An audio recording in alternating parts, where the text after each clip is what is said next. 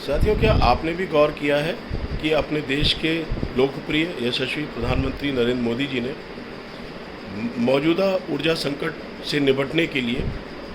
रणनीति के तहत भारत के सभी देशवासियों को एक अपील की है कि हम आगे 6 महीने में अनावश्यक गोल्ड में निवेश ना करें, इन्वेस्टमेंट ना करें। अगर बहुत अनिवार्य आवश्यक ना हो तो गोल्ड परचेज से बचें, और अगर बहुत ज़रूरी ना हो तो हम अनावश्यक 4 व्हीलर्स का इस्तेमाल ना करें। अगर संभव हो तो 4 व्हीलर का इस्तेमाल करने की बजाय कार पूलिंग के ऑप्शन पे जाएं, पब्लिक ट्रांसपोर्ट सिस्टम्स को यूज़ करें, मेट्रो में ट्रैवल करें अगर पॉसिबल है, और नहीं पॉसिबल है तो हम आपस में मिलजुल कर एक रास्ते में एक मंजिल पे जाने वाले कई लोग मिल करके जा सकते हैं, ताकि डीजल पेट्रोल कंजम्पशन को कम किया जा सके, ताकि हमारा जो डीजल पेट्रोल रिक्वायरमेंट है जो इंपोर्ट के ज़रिए पूरा होता है, जिसका अधिकांशतः हिस्सा जिसको ख़रीदने के लिए हमें डॉलर चाहिए होता है, तो उस डॉलर आउटफ्लो को रोका जा सके।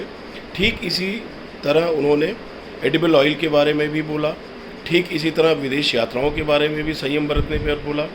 अगर हम सभी मिलकर उनकी इस अपील पर ध्यान देते हुए, सहयोग करते हुए, एकजुटता दिखाते हुए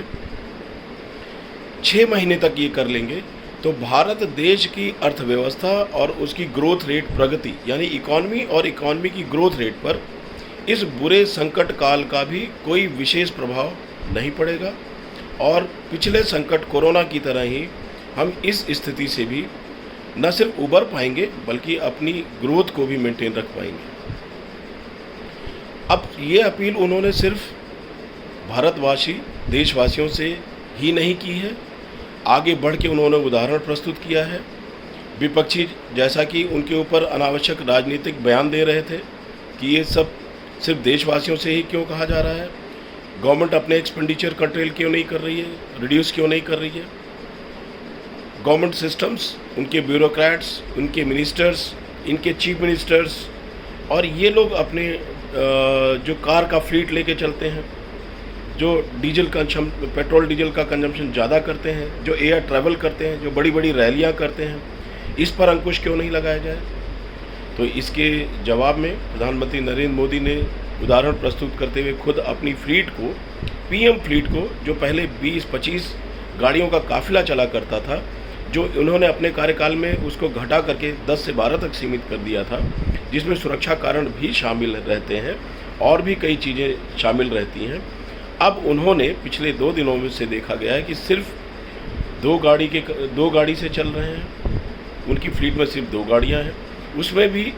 मीडिया रिपोर्ट्स के हिसाब से जानकारी मिली कि एक इलेक्ट्रिक व्हीकल है, ईवी है, और इसको देखते हुए माननीय गृह मंत्री अमित शाह जी के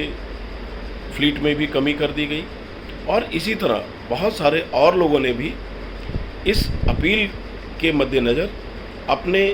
फ्लीट की संख्या को घटाया है।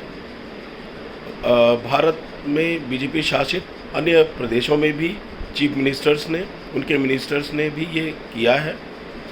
तो ये प्रधानमंत्री जी की जो अपील है, चूँकि वो बहुत लोकप्रिय हैं, उनकी बातों पे सबको विश्वास है, उनकी बात सब मानते हैं, उनको बहुत प्यार करते हैं, तो मुझे आशा ही नहीं, उम्मीद है हम सभी भी उनकी इस अपील पर ध्यान रखते हुए एडिबल ऑयल कंजम्पशन कम करेंगे, डीजल पेट्रोल कंजम्पशन कम करेंगे जहाँ तक संभव हो, अनावश्यक गोल्ड परचेज से बचेंगे। विदेश यात्राएं आमतौर पर ज़्यादा लोग नहीं करते हैं, लेकिन अगर उनको घूमना ही है, जाना ही है, अगर अनिवार्य है तो बात अलग है। अगर ऐसे सिर्फ प्लेजर ट्रिप्स पे घूमने के लिए जा रहे हैं तो विदेश में जा कर के घूमने की बजाय, डॉलर खर्च करने की बजाय, हमारे अपने फॉरेन बिजनेस डॉलर का एक्सपेंस करने की बजाय अपने देश में बहुत सारी अच्छी जगह हैं, वहाँ जाके घूमें, वहाँ जा कर के आनंद लें, देश को जानें, देश को समझें, और देश की अर्थव्यवस्था को